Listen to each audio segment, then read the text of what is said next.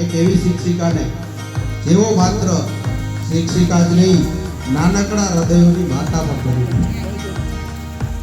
बालवाटिका धोरण 1 અને 2 જેવા નાજુક ધોરણોમાં શિક્ષણ આપવું એ માત્ર ફરજ નથી, એક કળા પણ છે, એક સાધના છે અને રેખાબેને આ સાધનાને જીવનભર નિષ્ઠાપૂર્વક નિભાવેલી છે। નાનકડા બાળકોના સૌપ્રથમ તો શબ્દોથી લઈને આત્મવિશ્વાસ સુધી દરેક પળમાં રેખાબેનનો સ્પર્શ રહ્યો છે।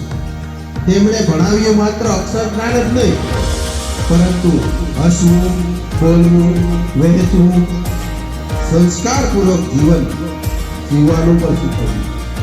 જેમ બગીચામાં એક માળી હોય એ દરેક ફૂલ છોડને ઉછેરવાનું કામ, એમ શાળાનું પગથિયું જે બાલવાટિકામાં ચડે ને પેલા એને તો ક્યારેય નિશાળે આવ્યા જ નહીં, એટલે શાળાએ આવવું ગમે, ધરાર પકડી બેહાડવા પડે, ક્યારેક એને પ્રેમ આપવો પડે, સ્નેહ આપવો પડે।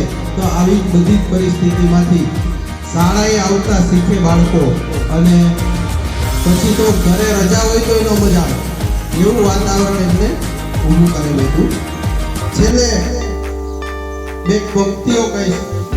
જ્ઞાનનો દીપક પ્રગટાવી અમ જીવન અજવાળ્યું, જ્ઞાનનો દીપક પ્રગટાવી અમ જીવન અજવાળ્યું, રેખાબેન તમારા પ્રેમે સૌનું હૈયું હરખાય। આજે વિદાયની વેળા આવી,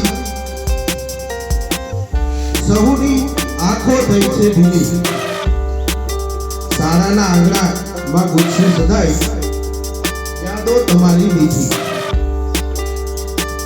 નિષ્ઠા અને સમર્પણથી તમે શીખ્યા છે અમ સંસ્કાર, શુભકામનાઓ પાઠવી આજે સુખમય રહે તમારો ભવપાલ। શબ્દો ખૂટી પડે છે આજે, આજ કરતા તમારો આભાર। નાકરા શાળાના હૃદયમાં અંકબંધ રહેશે તમારો સત્કાર, ભવિષ્યમાં આવતા રહો એવી અમારી નમ્ર છે। ખોલતા હોય એવા વિડીયો ઉઠાય। હા એવું હોય।